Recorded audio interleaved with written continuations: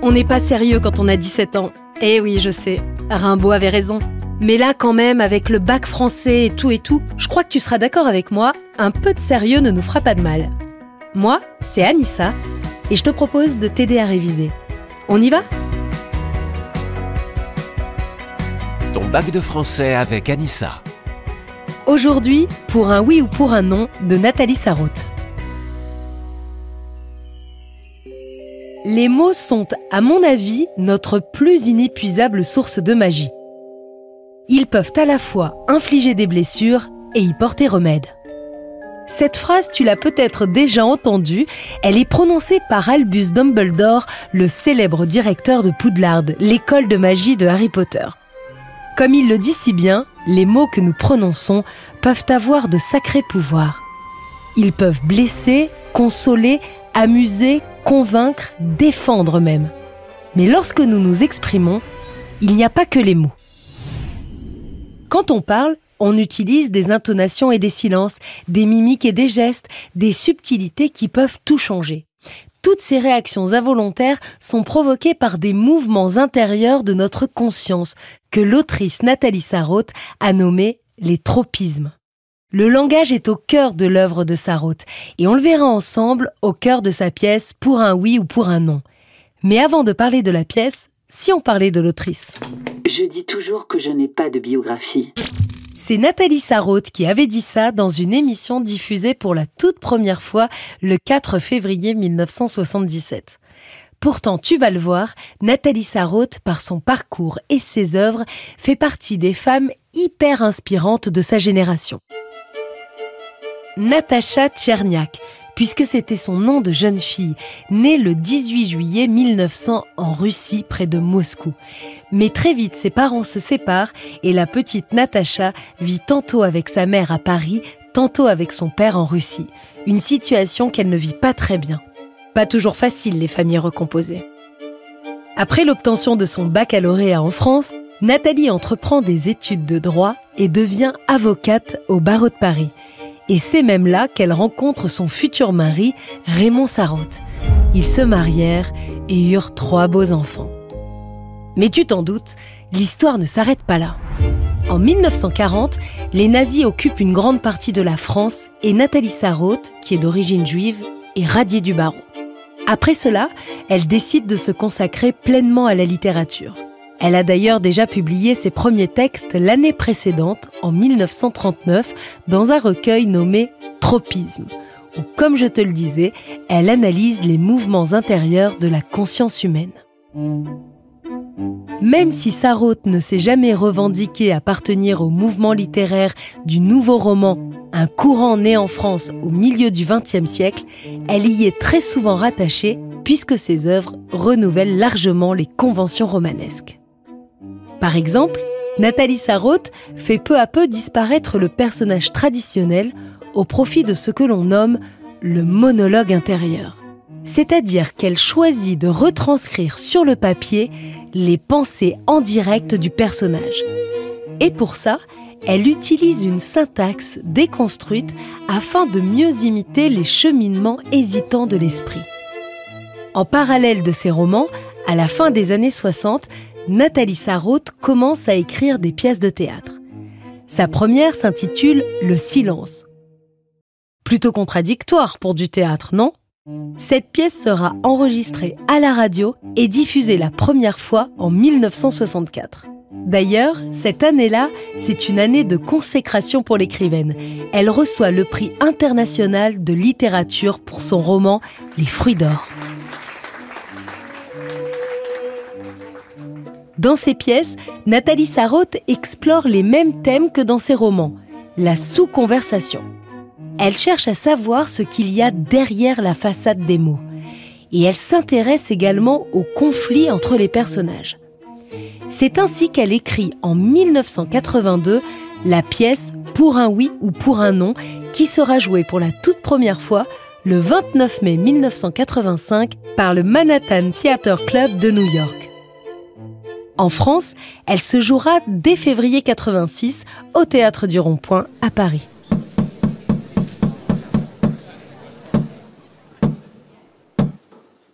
En tout, Nathalie Sarraute aura écrit 6 pièces de théâtre.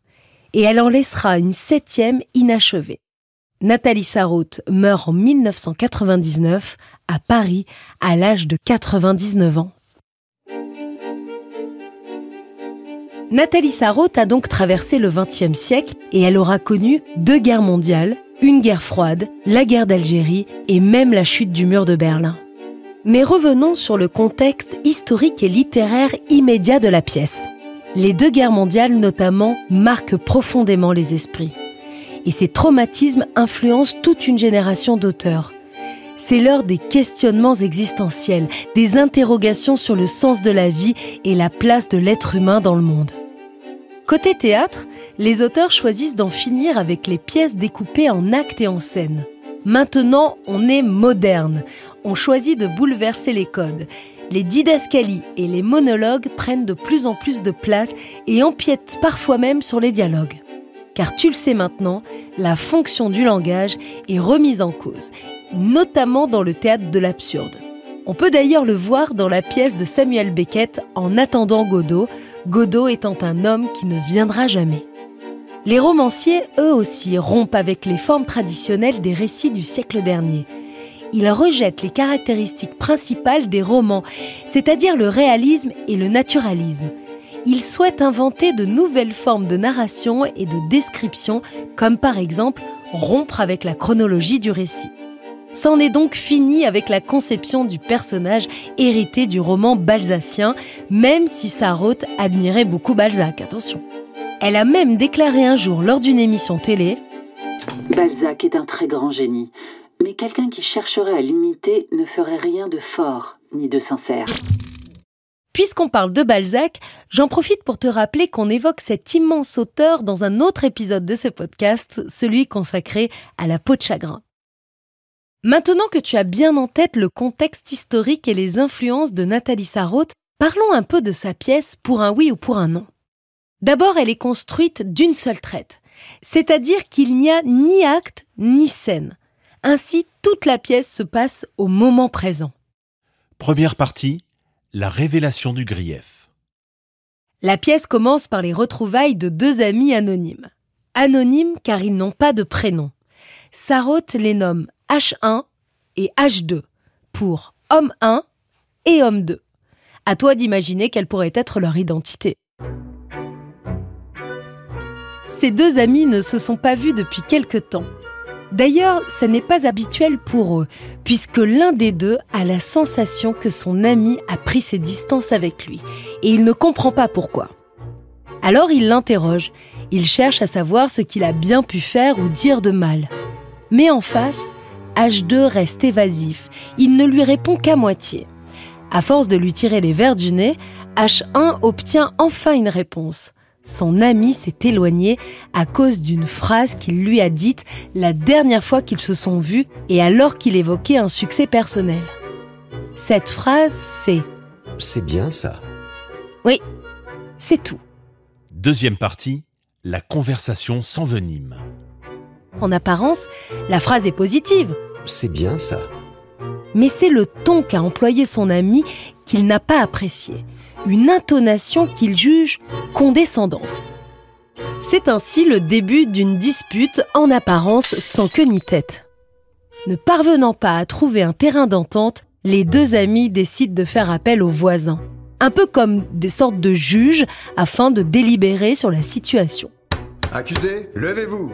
Et là, tu peux l'imaginer, le couple de voisins est un peu embêté. Ils ne comprennent pas le motif de la dispute et ils repartent au plus vite.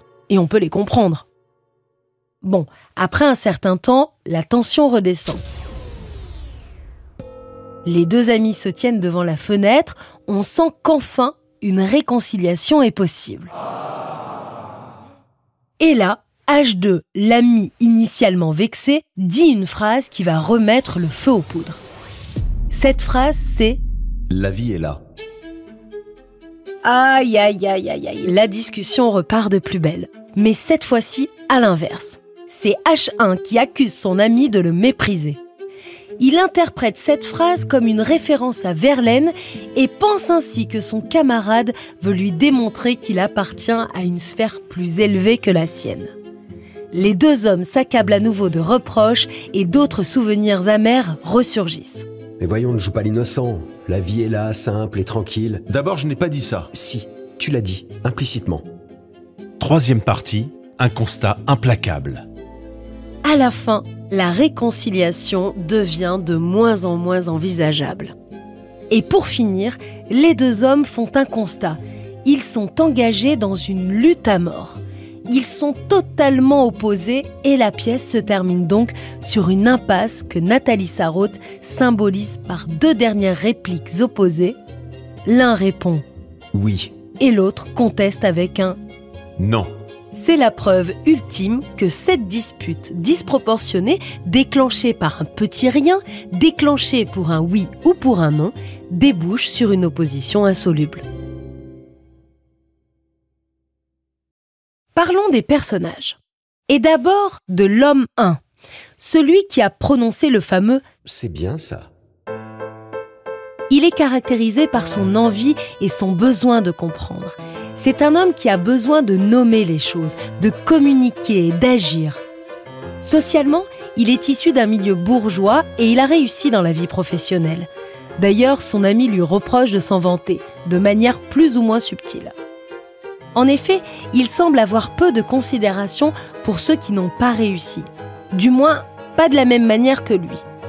Enfin, c'est ce que son ami a interprété avec son « C'est bien ça ». L'homme 2, de son côté, est un homme plutôt hésitant. Il ne veut pas se confronter à la dispute. Au premier abord, il fuit. C'est un homme sensible qui se sent constamment incompris par son entourage. Comme l'homme 1, son ami, il vient d'un milieu intellectuel bourgeois, mais de son côté, il a décidé de s'en émanciper. C'est un marginal qui rejette totalement son milieu et l'hypocrisie sociale. Bien que ces deux personnages soient anonymes, tu peux constater que leurs caractéristiques sociales et morales, elles, ne sont pas laissées au hasard par Nathalie Sarraute. Elles sont même très marquées et ont leur importance dans cette dispute. La dispute, c'est justement l'une des thématiques de la pièce.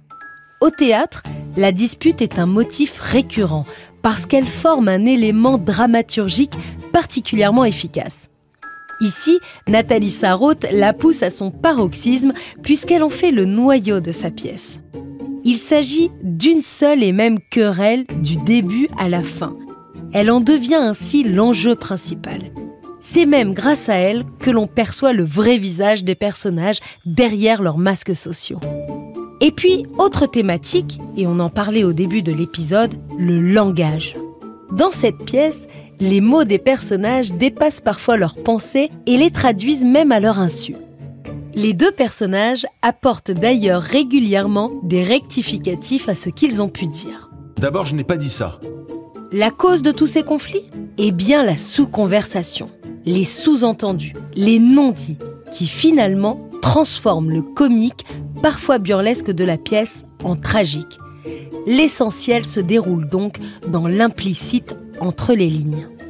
Enfin, la pièce met en scène les relations sociales et interroge nos comportements avec les autres. Face à cette pièce, tu es le témoin direct de la désintégration d'une amitié et de la violence qu'il existe dans les rapports sociaux. Bon bah voilà, on a bien bossé. Je crois que sur pour un oui ou pour un non, on est fin prêt. Alors on résume. Voilà pourquoi tu vas adorer lire ou relire la pièce de Nathalie Sarraute. D'abord, c'est une histoire universelle. On assiste ici au spectacle déchirant de deux êtres qui s'aimaient et pour qui les mots ont tout détruit. Ces deux amis brisent irrémédiablement le lien qui les unissait dans une fureur tragicomique. Et forcément, on réfléchit à ses propres disputes, ses incompréhensions, sa difficulté parfois à bien se faire comprendre. Et puis c'est également une critique intéressante de la société. La pièce dénonce le fonctionnement d'une époque fondée sur les apparences et les jugements. Les deux personnages savent pertinemment qu'ils sont observés, voire jugés par ceux qui les entourent. Ils attendent même l'approbation des autres pour savoir s'ils doivent rompre ou non. Et ça, c'est pas foufou. Enfin, c'est l'occasion de découvrir ou redécouvrir une immense autrice qui aura marqué le siècle, qui aura contribué à renouveler la littérature d'après-guerre et qui n'aura eu de cesse de passer au crible le langage et les relations humaines. Une dernière petite info pour la route ? Savais-tu que les auteurs rattachés au mouvement littéraire du nouveau roman étaient surnommés l'école de minuit ? Tout simplement parce qu'ils ont tous été publiés par les éditions de Minuit. Cette maison d'édition a d'ailleurs été créée en 1941 de façon clandestine afin d'échapper à la censure de l'occupation allemande. Grâce à elle, on a pu voir paraître des œuvres de Nathalie Sarraute, mais aussi celles de Samuel Beckett ou Michel Butor. C'est bien ça, hein ? C'est bien ça. Si tu veux réviser un autre livre au programme du bac français, ou tout simplement plonger dans l'un des grands chefs-d'œuvre de la littérature française, retrouve-moi dans un autre épisode de ce podcast. Ils sont tous dispo sur toutes les plateformes habituelles, sur le site et l'appli Europe 1 et sur anabac.com. À bientôt. Ton bac de français avec Anissa est une coproduction Europe 1 édition Hatier.